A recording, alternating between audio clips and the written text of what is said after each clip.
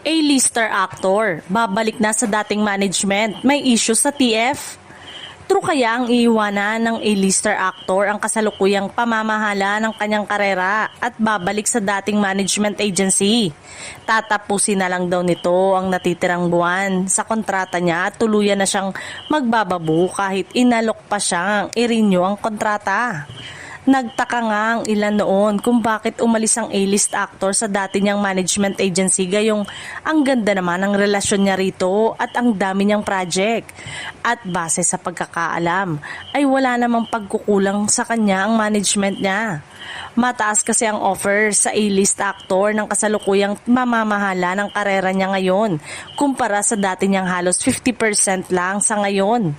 Okay naman raw sana ang aktor sa nilipatang management, ang kaso naman na hindi transparent ang agency sa kanyang dahil iba ang sinasabi at ibinibigay sa kanya.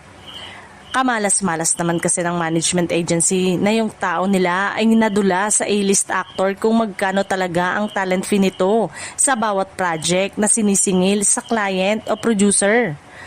Nadulas kasi ang staff ng management agency at hindi na niya nabawi at nalaman na mas malaki pa yung kinikita ng management niya sa talent fee niya. Siya itong nagpapapuyat. Tapos ang masama, mas malaki ang kinikita, kakaltasan pa ng komisyon kaya talagang nag-init ang kwento ng taga-agency ng aktor. Parang hindi naman nabago ang ganitong kwento na ganong talaga ang mga manager na malaki ang patong. Kasi paano nila mamimaintain ang kanilang opisina at maraming staff kung aasa lang sa 20 to 30% commission mula sa mga artista nila. At saka matagal na rin yung dalawang kontrata. Sa bawat project, iba ang kontrata ng manager sa artista at iba rin ang kontrata ng manager sa client. Kaya pala ang sistema ng ibang artista ay co-prod na sila sa mga project na ginagawa nila. Yun nga lang, malaking risk ito sa kanila lalo na kung talent fee nila ang isusosyo nila.